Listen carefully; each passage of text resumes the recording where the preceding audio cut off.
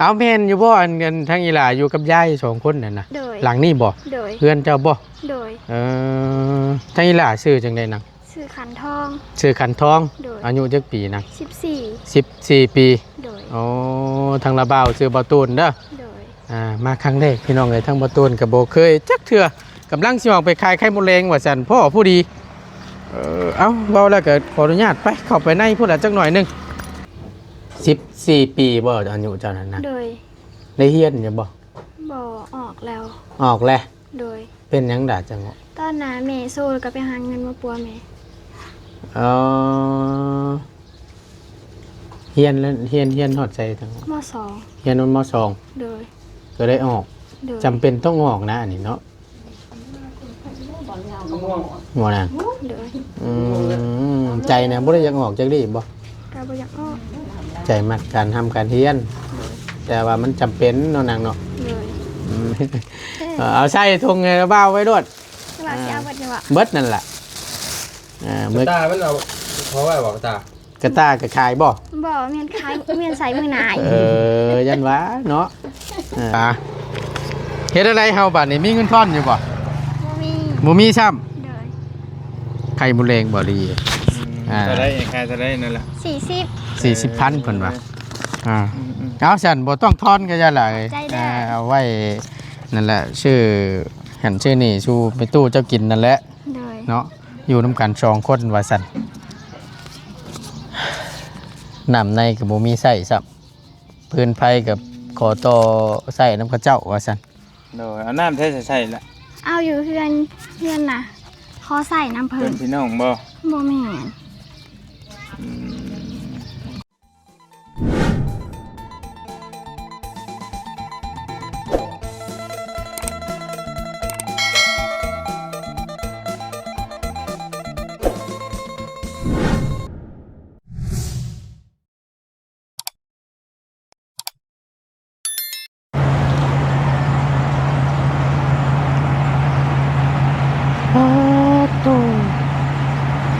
ลกแก่ลกว่าของม่วงปีนี้พี่น้องเอ้ย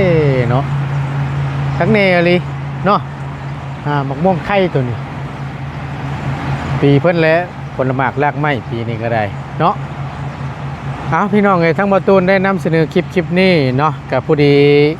ทั้งบ่ตูนบ่เคยเข้ามาจักเทื่อมาหาทางอีหลาน้อยเพิ่นคนนึงเนาะก็คือว่าเห็นอยู่กับหลานว่าซั่นดูแลหลานทั้งบ่ตูนบ่เคยมาเมื่อนี้ก็ได้เข้ามาเนาะกับบ่ยาวบ่ดีน้ำแน่พี่น้องเอ้ยเพิ่นทางบ่ตูนกราบสบายดีและสวัสดีเด้อพี่น้องสบายดีปัดสู่คู่สู่คนบ่ว่าสิอยู่ในและก็ต่างประเทศก็ยินดีต้อนรับเข้าสู่ช่องประธานป้อง Channel อีกแล้วพี่น้องเอ้ยนำเสนอโดยบ่ตูนคือเก่าคือเดิมเด้อพี่น้องเด้อเนาะพบเจอกันกับบ่ตูนผู้ดีทั้งบ่ตูนสิพาพี่พาน้องเข้าไปเบิ่งไปชมน้ำกันเนาะว่าเป็นจังใดแน่พี่น้องเอ้ยทั้งบ่ตูนบ่เคยมาจักเทื่อนี่ก็เป็นครั้งแรกแหละได้ยินข่าวว่าอยู่กับหลานว่าซั่นเดี๋ยวเข้าไปเบิ่งไปชมน้ำกันเนาะพี่น้องเนาะฮ้อนแท้ๆโอ้ยฮ้อนแท้ฮ้อนว่าพี่น้องทั้งบ่ตูนเข้าไปหาทั้งไอ้อาจเพิ่นมาแล้วก็แวะก็มาหาทั้งอีหล่าเพิ่นนำบาดนี่เนาะว่าเป็นจังใดแน่ไปเดี๋ยวไปเบิ่งน้ำกันพี่น้องว่าเป็นจังใดแน่ตาฮิผีไปบ่ตูนก็บ่ได้ถือแว่นมาพี่น้องเอ้ยก็ใส่แว่นเพราะไข้แน่หน่อยนึงเพราะว่าแสงมันแสงแดดจ้าโพดเดือมตาพี่น้องเอ้ยแนมจิ๊บปึ๊ดตาทั้งบ่ตูนแว่นมันหักว่าซั่นซะยังบ่ได้ซื้อใหม่อยู่เนาะไปเดี๋ยวเข้าไปเบิ่งน้ำกันพี่น้องเอ้ยนี่แหละเฮือนของเราเนาะที่ว่าอยู่น้ำกันกับยายว่าซั่นแต่ทางบ่ตูนก็บ่เคยมาจักเทื่อคือซีเมนต์นี่เนาะไข่มดแดงว่าแล้วเคยมีไข่มดแดงนะบ่ยามนี่ก็ได้หมอนางเอาสบายดีแล้วล่ะเด้อโดยไปสิไปขายไข่มดแดงบ่ขายจังได๋อันนี้นั่นห่อ10,000ห่อละ10,000โดยงามแท้เฮ้ยอันนี้นะบ่ว่าเป็นกองแล้วนี่เลยนี่เนาะโดยกองละ10,000คักแล้วสันบานนี่อยากอยู่ เอาแม่นอยู่บ่อันเงินทั้งอีหล่าอยู่กับยาย2คนนั่นน่ะหลังนี้บ่เพื่อนเจ้าบ่ทั้งอีหล่าชื่อจังได๋นังช ชื่อขันทอง ชื่อขันทอง โดย อายุจักปีนะ 14 14 ปี โดย โอ้ทางละบ่าวชื่อบ่าวตูนเด้อ โดย มาครั้งแรกพี่น้องเอ้ยทั้งบ่าวตูนก็บ่เคยจักเทื่อกำลังสิออกไปขายไข่มดแดงว่าซั่นพ่อผู้ดีเอ้าเว้าแล้วก็ขออนุญาตไปเข้าไปในพุ่นละจักหน่อยหนึงอึ๊บ หลายปีได้70 80ก็ได้ อืม 80ปลายได้85ได้ลูก 85 ปีแล้ว โดย เออ ไปนะไม่เท่านี่แม่ไปหาเขากับไปนะไม่เท่าไปถือ เจ้าก็ไปบ่ เขานั่นแหละพามันไปขอถือบ่ได้เลยอีในถือ อืมแตงกีฬาเพิ่นนี้ โดย ลานบ่นี่นะ หลานลูกสาว อืมอยู่กับเจ้าสองคนน่ะนะ โดย เพื่อนหลังนี้แหล้วนี่เนาะ ยังนั่งนี่เลยลมมาขึ้นในแม่จากย่านจากไปสร้างบัดพูนเทวดาคนเบิ่งเขาเป็นอย่าง บ่ ร้านเฮือนหลังในพันวาไม่เท่าเขาได้ว่าจะลงแต่เฮือน เออ เขาเล่าว่าบ่เร็วเป็นอย่างคนจะมันเป็นในเฮือนคนนี้แล้วก็บ่ อืม ตายก็จะมันตายในเฮือนนี่ว่ะ เอา โอ้เจ้าใจดำเนาะเราอะ คือบ่ย่านแท้ว่าติ คือบ่อยากเจ้า คือบ่ปบลงตารางแน่ว่าติ ตกลงตารางกะสิคือเก่าแล้วล่ะเอ้ยจังนำเฮือนทับที่แม่เฒ่าตาย อืม แม่ก็เฒ่าก็บอกความจริงไว้ โดยเนาะอันไม่ตู้ชื่อทางใดนั่นน่ะชื่อเจ้าเอง ชื่อข่อยฮะ แม่น ขมูลชื่อ ไม่ตู้คำมูล โดย 80ปลายพี่น้องเลย 80ปลายและ85เลย 85 ปีแหละ โดย อืมถือว่าโอ้หายากได้อยู่นี่เนาะแก้มสิบโบ โอ้ยจากมือใดละลูก3มือดี4มือโชว์จะเว้าหลาย เป็นแนวใดอันนั้นน่ะ เนาะโชว์เป็นเปียกเป็นรอยแม่เนี่ย พญาติบ่ โดย อื พญาติ ม น้ำก็ตักให้อาบอันนี้ เออ ไม่เท่าบ่อาบก็คุ้มมันเถอะไม่เท่าเด็พวกเขาแห้งแล้วบ่ลงอาบน้ำมันเบ้ามันหาย ยัง กูนี่แหละบอกมันเท่า ลานนี่บ่ ร้านนี้นี่แหละ มันนั่งเคียงข้างดูฉันมา โอ้ย สิมา กู นั่ง นี่ก็ได้แล้ว เนาะมันนั่งเคียงข้างกับลานนี่นะเออ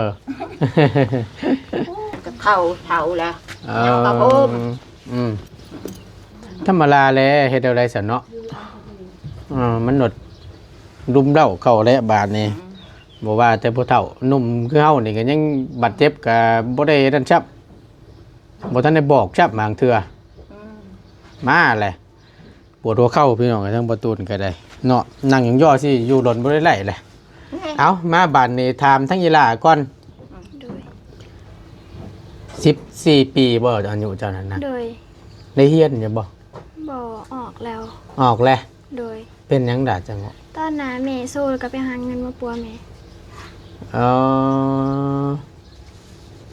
เฮียนแล้วเฮียนฮอดใจจังหวะ มสอง เฮียนมสอง โดย ก็ได้ออก โดย จำเป็นต้องออกนะอันนี้เนาะบ่นะ โดย ใจนะบ่ได้อยากออกจักดีบ่ ก็บ่อยากออก ใจมักการทำการเฮียน แต่ว่ามันจำเป็นเนาะนางเนาะ โดย โทษแหละอันนี้พี่น้องเอ้ยออกไปทำงานหาเงินนี่นะมาปัวแม่เป็นยังไง จักตอนอาหารแล้ว แม่เป็นกระเพาะ กระเพาะลำไส้ อ๋อกระเพาะลำไส้ โดย เจ้าเวทงานหยังตอนนั้น คลายเครื่อง ขายเครื่อง ให้เครื่องให้จีนบอกเพิ่นเลยมึงก็ เอาไปรับจ้างขายเครื่องให้จีน โดย เพิ่นให้เดือนเท่าไรล่ะ เดือนล้านปลาย เดือนละล้านปลาย มันก็พอสิว่าคุมอยู่คุมกินเนาะไปเฮ็ดงานได้จักเดือนบัดนี้นะ ขอบใจ ได้เดือน2 เดือน หืม นี่กันเนี่ย ได้2 เดือน 2 เดือน ก็ได้ออก โดย เออเป็นอะไรจังหวะคือจังหวะออก ออกก็มาเบิ่ง ฮะ ออกก็มาหาแม่ ออกมาหาแม่ โดย ณปัจจุบันนี่หลายจังจ้ะ บ่ได้เฮ็ดหยังเลย บอกอยู่น้ำหลานนี้ อันอยู่น้ำมันย้ายนี้ ไม่ได้ไปตู้ พอได้เจ้านี่เนาะเบิ่งแย่งเมตู้นี่เนาะ โดย พี่น้องเบิ่งทางนี้ละเบิ่งกัน ได้ หรือว่าคนผอมนั่นนี่บ่หรือว่านั่นได้ เป็นแบบนี้ กำลังสิไปขายไข่หมดแรงทางนี้ละเบิ่งก็ได้เนาะมาเข้ามาแล้วก็พ่อจับเจือ ไปขายอยู่ไสนัง ขายอยู่แถวบ้านนี่แหละ แถวบ้านนี่ โดย อ๋อกล่อง10,000จังบ่เจ้าว่า โดย ใช่ 10,000นำบ่ยาว 10,000 เปิดได้10,000นะ บ่แต่ละกล่องนั่นแหละเนาะเจ้าก็ได้ไปเบิดทันก็โอ้สิบ่ ไม่ว่าตื่นแกงให้พวกบัวไปได้ เอาอยู่สิซื้อซอยน้องเพิ่นอยู่น่ะทักอยู่ได้พี่น้อง จะซื้อหรือบ่ ฮะ จะซื้อเลย นี่แล้วสิซื้อเดี๋ยวนี้แหละเฮ้ยคอช้าเห็นว่าก็ได้เนาะจะซื้อมานี่เกี่ยมงง หึหึบ่พาให้ได้ค่อย เน่าได้เพื่อเรือน ๆบ่เนาเจ้าก็ได้เนาะมีถุงยางให้ใช้ให้เบ้าอยู่บ่ นี่ ใครอยู่บ่เห็นแล้วนี่ก็นึกว่าสิบ่มีถุงยางใส่ซะดอก แม่นั่นข้าพเจ้า นึกว่าบ่นั่นเนาะ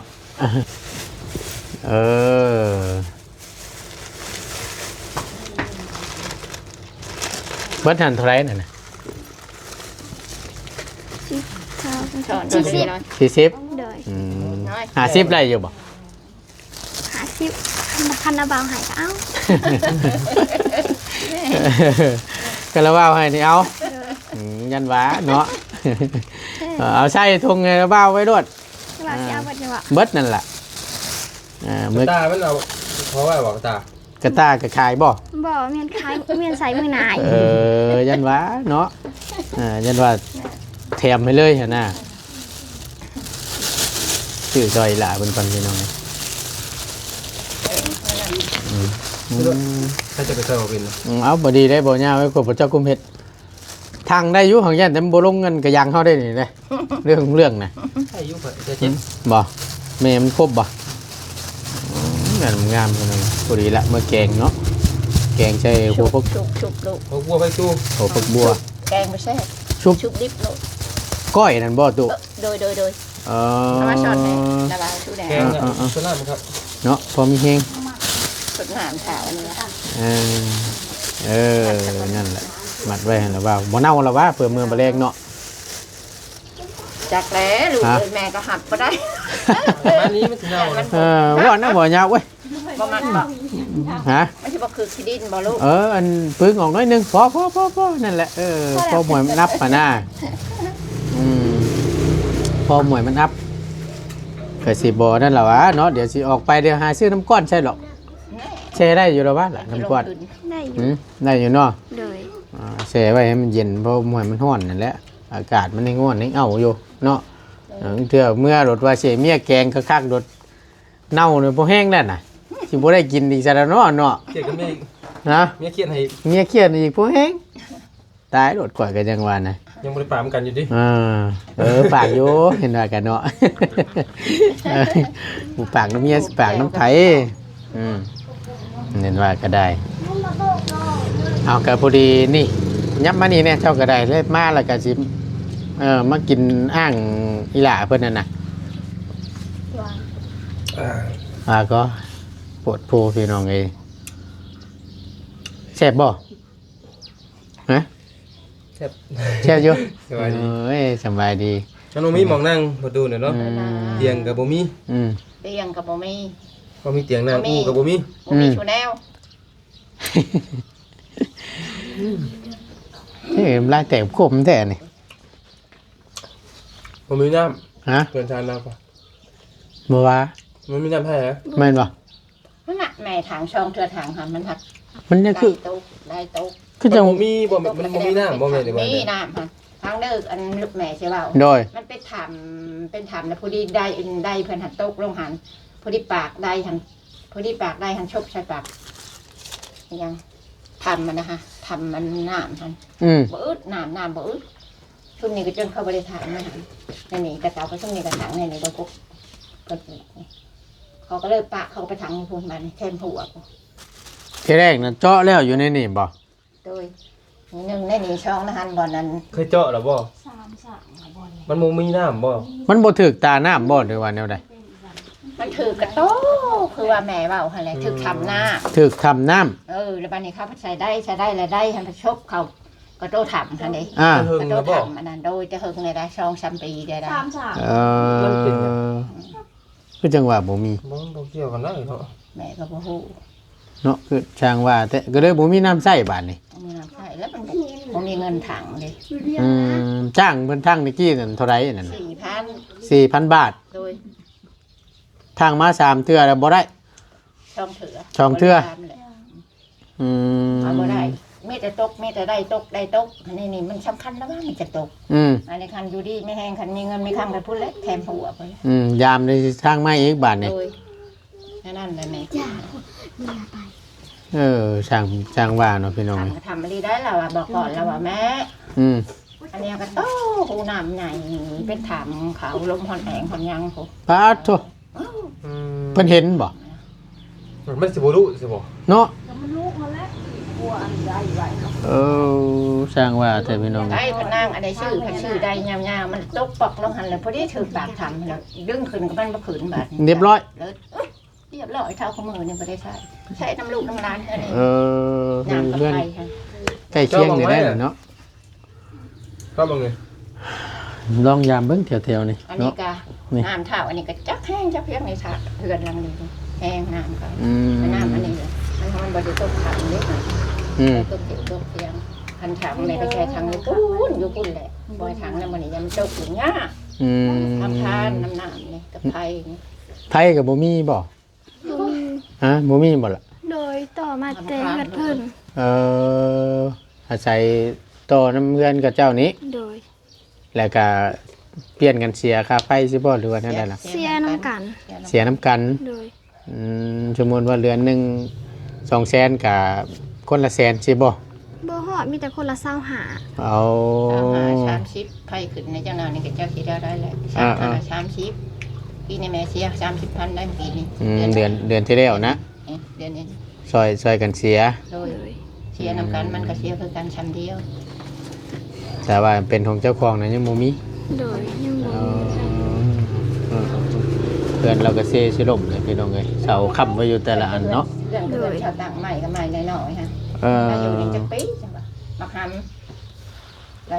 17 18 19เลยเด็กน้อย2โตนะ อืม 8 17ผู้หนึ่ง17ผู้หนึ่ง19 หลานบ่ ล้านในลูกเพิ่นนี่ เป็นบ่าวแล้ว โอ้โหทำเจ้าคุณลูก เพิ่นได้เฮียมได้เฮียนอยู่บ่ซะ มอหนึ่งหันอยู่มอหา อื ม ม อหนึ่งมอหก อืม มอ เนาะ อ้ายหันกะมอน้องมอหกมออ้ายมอหาเพิ่นเฮียนเพิ่นก็ไปดำดวงไผมันยาเขาคันเขากลุ่มเขา เออย าเขาซะทุกคนก็อยู่ดีมีแฮง โดยคะแนนเอาตัวเองรอดก็พอแล้วเนาะเฮ็ดได้บ่สร้างหนี้สร้างสินก็พอเนาะ โดย อ่า คือกันกับสมุนในแม่บอกมันดุแหละ อืม ทุกข์ค่ะคอพอเพียงบ่หลักบ่เล่มทางก็พิน โดย บ่มีแม่ไปเขาเอาได้มีแล้วแม่กับยามีได้ผู้เมตตาเฮากับแม่ แม่นเพราะว่ามันก็เนาะอ่า ผู้อย่าลืมก็มีได้ลูก ฮะ ผู้อย่าลืมก็มียา ยันดื่มแบบใดน่ะ บางแล้วนี่เนาะ อืม บางแล้วนี่อาจารย์มาช่วยเหลือขน่อย โดย หน่อยเป็นรอยแน่เป็นดีตึงแน่อาจารย์นี่นะว่าเพิ่นมาช่วยเหลือเราเครื่องมานี่แต่เพิ่นมาช่วยเหลือนี่เอาอีกแล้วเนาะเพิ่นว่าเพิ่นจมได้ โดย ขน่อยเป็นในได้กลุ่มอยู่บ่โอ้ยขน่อยบ่กลุ่มแล้วโอ้ยปีใดกับปีนั้นอยู่คนนะ อ่า อยู่วัดกับเบิ่งคือกัน เพิ่นท่วงเจ้าหั่นนะ โดย อืม ลูกหลานกับลายกะบ่ได้เขาคือเท่าอันนี้เห็นแล้วกองเขาหันคือเท่าอันนี้เห็นในอันนี้ก็เห็นอยู่ปีนั้น โดย มาสอนมาชูเขาฮะเพิ่นก็เห็นกองเขาของน้ำหันมันบ่กุ้มกิน มันได้โพดเนาะ คนร้ายค่ะคนเห็ดบ่มีกับคนกินมีหั่นนะ อืม หน้าคือเขาว่าชอยชูแล้วเพียงไม่เขาหายหน้าตะกะก็ไม่ชุ่มเฮาปูถูกปูหน้าปูก็ไม่หายในหน้ากะไม่มีใครมาช่วยฮะกับแป้ว่ายันเขาลืมแล้วว่าหมู่จังหวะเนี่ยนะ อืม แม่นบอกขน่อยว่าอ่อนเท้า อืม นี่ก็คือการบอกอาจารย์มาขน่อยปากขน่อยบอกเพิ่นทางจักเพิ่นสิว่าได้ไปแล้วก็สมเพิ่น โดย ช่วยเชื่อเขาเพราะเพิ่นบันหายเฮาให้ได้จ้ะก็เห็นเพิ่นเหมือนกันถูกเรื่องนี้กับเพิ่นเห็นอยู่ จักจีว่าจังใดเนาะ โดย อืม นอนไปจากนั้นจะว่า พี่น้องเอ้ยกะสิว่าจังใดทั้ง ไปตู้ว่าซั่นซะเนาะกะ เราอยู่กับหลานว่าซั่น กับหลานคันเราเป็นผัวมีบ่จักมีบ่มี อืม ก็บ่ได้อยู่นํกันอยู่ภายอยู่มันคือลูกหลานเฮ็ดนี่ อื เจ้าคณะ มเพิ่นไปใช้สา ใจ ตุ ลาว เพิ่น เขาก็ไปอยู่นำลูกเขาแล้วอยู่นำเขาม่วนอยู่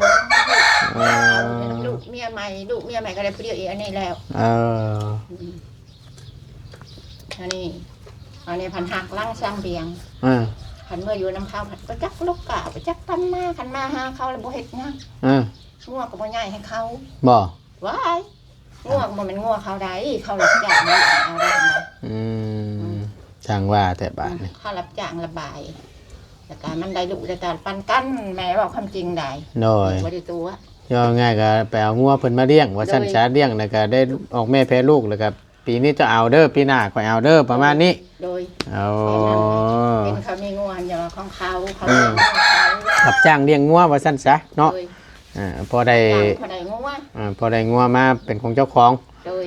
แต่ก็ใช้เวลาอยู่ได้พี่น้องเอ้ยคือว่าแหละเนาะมันโมเมนต์ของเฮาเอง อืม เลี้ยงก็ต้องเบิ่งต้องแย่งให้เพิ่น แม่แล้วว่าให้เบิ่งแย่งให้เพิ่นเด้อลูกเอ้ยยันมันหลงมันตายยันมันเจ็บมันปวด อืม มันตุ๋ยมันพี่ชูยามเลี้ยงชูเลี้ยงให้เขา โดย ผู้เจ้าเขาเห็นว่าโอ้อยู่น้ำเขามันจ่อยจ้องกันสั่นอย่างนี้เขา อ่า มันบ่คือของเขาจ่อยกับของเฮาแล้วใครได้ของหมู่อะไรอย่างได้เขาก็เบิ่งได้เขาก็ได้ ใช่ได้ โอเคฉันพี่น้องเอ้ยผู้ดี น้ำขันไหขันหน้าให้มันกินนั่นแหละ โดย ทางบ่ตูนก็ยังบ่เคยจักเทื่อก็มาครั้งแรกซะเฮาชื่อบ่ตูนเด้อตูนเด้อ โดย เพราะว่าบ่เคยมาเฮาก็ได้เห็นนี่แหละได้ยินทางบ่ยาวนำแน่พี่น้องเอ้ยเนาะก็ผู้ดีแล้วล่ะอันเบิ่งเงินบัดบ่ได้ถือมาซ้ํอยู่รถถูกมั้ยไปอันไปเอานั่นเงินนำบ่าวไปถือมาสิไว้มา จะได้นะ เฮ็ดหยังน่ะเอาอีกแล้วพอแล้วอันบ่กินบ่ได้เลยนี่เนาะ เขาก็พอดีหมด อยู่ฮุบหลายกว่าน่ะเมียข่อยสิบ่ได้เก่งซะเนาะ ตีหัวกลัวเด้อ ฉันแล้วก็จังว่านั่นน่ะปิดละปิดนี่ไอ้โว้ย บ้านนี้มีสัญญาณเนาะเลย ว่าหายากแท้อันนี้ก็ดินรอนต้นหญ้าของแม่ตู้ได้นี่เนาะหลานเนาะแม่นบ่น่ะ โดย อยู่นำกัน2คนว่าซั่นพอได้เบิ่งได้แยงหนึ่งข้าวหนึ่งน้ำให้แม่ตู้กินได้ตินะน้ำในก็ไปขอใส่ของเขาเจ้าบ่ โดย ฟืนไฟนี่ก็ต่อน้ำเขาแม่นบ่นะ โดย แล้วก็เปลี่ยนกันเสียเนาะ โดย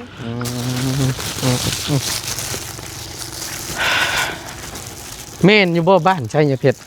โดย บ้าบ่ถึกอยู่บ่ โดย ไก่ดอกจะพี่น้องเลยแป๊บหนึง ระบา ฮะ ดที่ใส่ใส่ ฮะระบาวอยู่บ้านโคกใหญ่ โดย เคยเข้าอยู่บ่บ่เคย โดย เคยได้ยินอยู่บ่บ่เคยช้ำ บ่ หันหน้าอยู่ใกล้กันก็ยังบ่นั่นเนาะบ่ ถ้าเมียใส่มีระบาด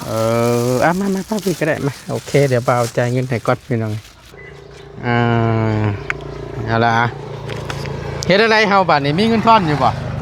มี บ่มีช้ โดย ำไข่มุแรงบ่ดี จะได้ใครจะได้นั่นแหละ 40 40,000เพิ่นว่าเอาซั่นบ่ต้องทอนก็อย่าล่ะ ใจแด้ เอาไว้นั่นแหละชื่อหันชื่อนี่ชูไปตู้เจ้ากินนั่นแหละ โดย เนาะอยู่นำกัน2คนว่าซั่นน้ำในก็บ่มีใส่ซับพื้นไผกับขอต่อใส่น้ำกระเจ้าว่าซั่น โดยเอาน้ำใส่ละ เอาอยู่เพื่อนน่ะขอใส่น้ำเพิ่ เป็น นพี่น้องบ่ บ่แม่น แต่ก็ขอใช้น้ำเพิ่นก็ให้แบ่งอยู่เนาะ โดย ใครอยู่ซั่นพี่น้องไงแต่ก็มันก็บ่คักซ้ำของเฮาแน่เนาะบ่ดิ โอแนวนั่นแหละ พวกเทื่อเฮายืมน้ำเพิ่นใช้น้ำเพิ่นรู้ปัดมันเป็นหยังมาแล้วก็มันก็ยากอีกจำเป็นของเฮาได้สำบายหั่นน่ะ คือขาดคือแท้สไตล์มันบ่รู้นั่นแหละนี่แหละ บ่เสือเพิ่นเอาใหาย เธอเพิ่นให้ช้ำ ก็พ่อใส่อยู่เพิ่นเอาใหาย เพิ่นให้มา โดย ไปสันหลายบาทนี้ทั้งเว้าสิไปเวียกไปงานต่อก่อนนะอย่างใดก็สู้ๆแล้วเบิ่งแย่งหลานนั่นย้ายอย่างนั้นเนาะบ่ผิดบ่ถูกบ่ตวนก็ได้ยามกลางค่ำกลางคืนมาก็อยู่ร่วมกัน2คนเนาะ โดย เอาไว้มื้อหน้าเด้อ เดี๋ยวว่าวสิเข้ามาเยี่ยมยามตามข่าวใหม่เด้อ เลย มื้อนี้สิบ่าวสิไปเวียกต่อกันบาดนี้เด้อ เลย สบายดีพี่น้องไงได้อล่ะเด้อ สบายดี โดยพี่น้องไงมาขอไม่เบ้านะมาอ่าโอเคไปพี่น้องไงทั้งบ่ตูนก็สิได้ลำลาและขอจบคลิปลงไว้เพียงเท่านี้ก่อนพี่น้องไงเนาะขอบคุณหลายๆพี่น้องที่เขามาเป็นกำลังแรงใจ